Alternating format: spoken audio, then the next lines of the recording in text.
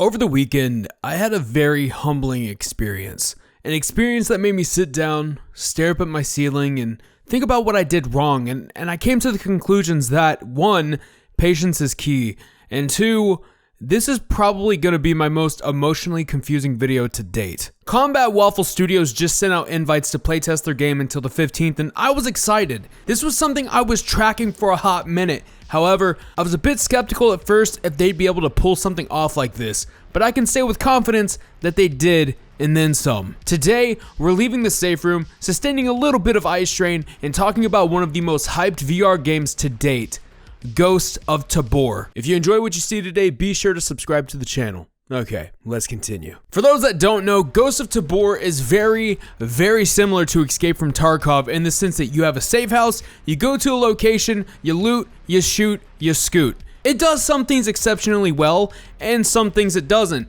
And according to their Steam page, it's VR's only FPS PVP and PVE survival game where you will use your wits, skills, and resources to survive, inspired by games such as Escape from Tarkov and DayZ. Let's not waste any more time, because there are some things I want to talk about that I like, and then some things I can't stand, and then tell y'all about how the original plan for this video went out the window overnight. Also, I'm gonna slap a big old discretion saying that this is only a playtest and not the final product, but I'm going to be critiquing it nonetheless. I'm also very new to the VR scene, so there's that as well. I said it before and I'll say it again. Just because a game is in early access or alpha or even free to play doesn't mean it escapes criticism. I'm not gonna do what a majority of other people do and say this is trash and keep it at that.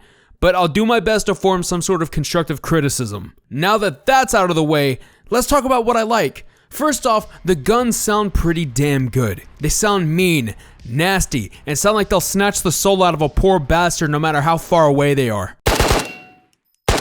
And squeeze your dominant hand trigger to fire. And squeeze your dominant hand trigger to fire. The tutorial area does a nice job of someone explaining the core mechanics of the game, and it allows you to explore a little bit and see what you're comfortable with. From a gun range to practice stations on how to make ammo or snap necks, it helps everyone regardless of experience. There are only 2 maps at the moment, but each one has their own sort of atmosphere. Those 2 maps are Missile Silo and Tabor Island, and honestly, Missile Silo is my favorite without a doubt. The atmosphere is small, tense, tactical, and overall a great time. I also appreciate the level of detail with any little thing in this game. You know, sometimes you forget that you already have a round chambered in your weapon, so when you go to put in your new magazine and you try to chamber the new round and the old round pops out, well guess what, you can pick up that bullet and put it right back into the magazine. I think that's a pretty cool little detail, honestly. And I haven't really seen it be replicated in any other VR PvP game I've played. Aside from the smaller things like the fact that you can either show your whole body or just your hands, this game is aesthetically and fundamentally top notch, okay, I'm not gonna lie. Now, onto the critiques, but I'm gonna do this in a way of breaking it down over the 3 days that I really got in depth with the playtesting. Some of these are known bugs that are being fixed, some of these are possibly missing mechanics meant for the final product, and again, this was also recorded over the span of 3 days, so something I show you in this video may already be patched. Let's begin on day 1. I was so excited that I got invited to the playtest, and I was anticipating what I would be experiencing. A little bit of PvP, a little bit of PVE, looting, etc. But what I got instead was a world of issues. The moving around I'm not having an issue with now. It's the lag that I'm having an issue with now. Maybe just tune down my graphic settings. I don't... Oh my god, the lag is so bad. Oh my god, why is the lag so terrible? Oh dude, no. Oh god, no. Oh god, no. I need to get out. I need to get out of the game. I need to get out of the game. Oh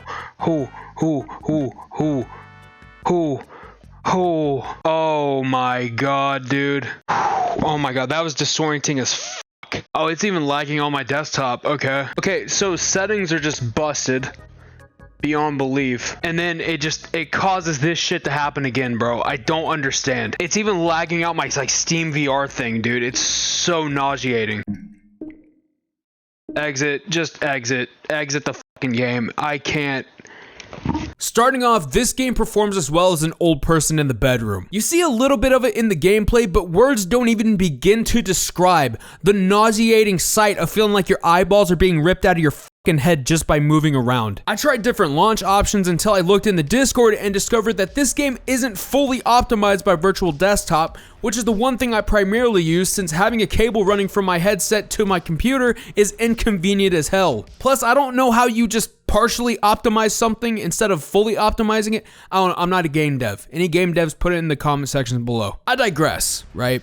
I got Oculus Link set up and then ran into another issue. Don't launch this game through Steam VR Home. It sounds tempting, but so does robbing an ice cream truck when you're a kid or asking your first crush out on a date. You just don't do it. While you're at the home of Oculus Link, you have to go to the Steam launcher, and here you see 4 different options.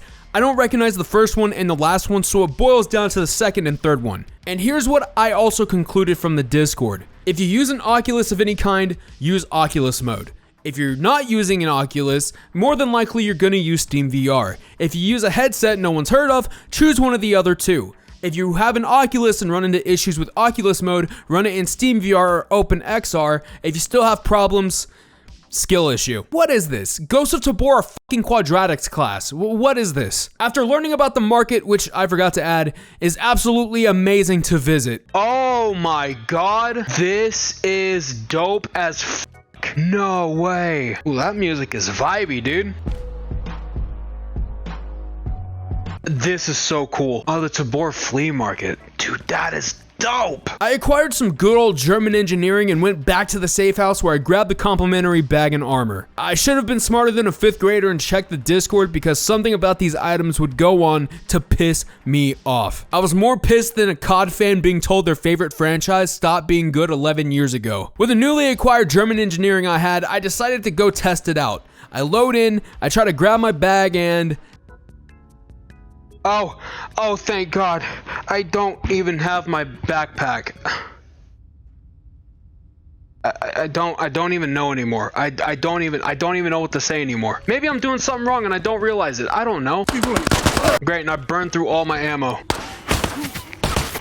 Go ahead. Yep, cool. Thank you. Dude, I'm done. I'm done for the day. I'm done for the day. I look down. I don't even see the damn bag. I don't even see the armor I picked up. I finished the training raid, went back to the safe house, saw the bag and armor there on the table, but the ammo was completely gone. So after wandering around my safe house and having a borderline mental crisis, I decided to give my eyes a break and come back the next day. Here we are on day 2, and this is where I had a zero tolerance policy for bullshit. I tried again and again and again until I finally gave in and asked the Discord what the hell was even going on. I finally got an answer. I was on time, but not very attentive, because they had posted an announcement that the armor and bag didn't work and it would despawn everything you attached to it. Great. You can imagine how fucking irate I was when I finally found this out. I bought 2 cheap backpacks from the market, had one on me, and then stashed one in the armory on the rack, because that's where the backpacks go. I went into raid, had my backpack on me, died, went back, and the other one was gone. I was $90,000 short, and ended up just using my hands and knife, but both of those weren't very useful, so I thought I was just done playing the game. Words can't describe how mentally and emotionally fatigued I got just wishing this playtest was going as smooth as other people's experiences. I had that same emotional fatigue you get whenever you go into Tarkov and you got a really nice rig, you got some really expensive items, and then you die because of someone using walls. That feeling of just misery, regret, depression, all of that culminated into one. That was how I was feeling. I went to bed, checked my phone, and saw that there was an update being pushed. I shut my eyes, woke up the next morning to day 3. I immediately learned from my past mistakes and checked Discord. And I want to say about 80% of the issues people experienced were fixed. The piece of shit bag and armor were put in the market for cheap. They extended the playtest to the 15th, and they recouped everyone $200,000 for our troubles. I'm literally speechless. Okay, this is day 3 of playing Ghosts of Tabor. Now, they did put out an update overnight that fixed a lot of the core issues I've been facing for the past 2 days.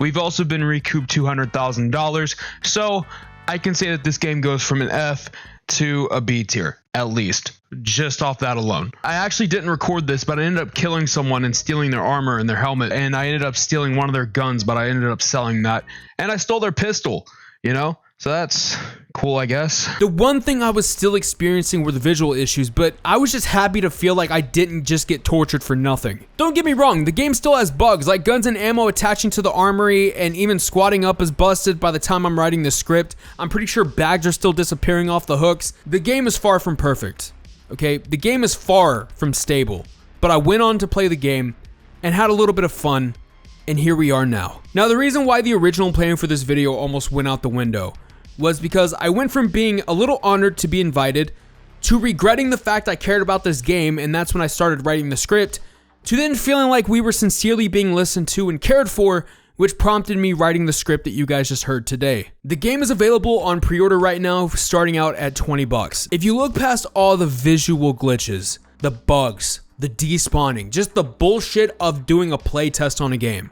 it's a really fun game to play. This is something that I feel like once it gets fully released, it's going to captivate the VR scene, okay? And I don't say that lightly about a lot of games, but this one has potential to be amazing. Combat Waffle Studios, thank you for letting me playtest this game, and I hope you can understand my frustration in the clips.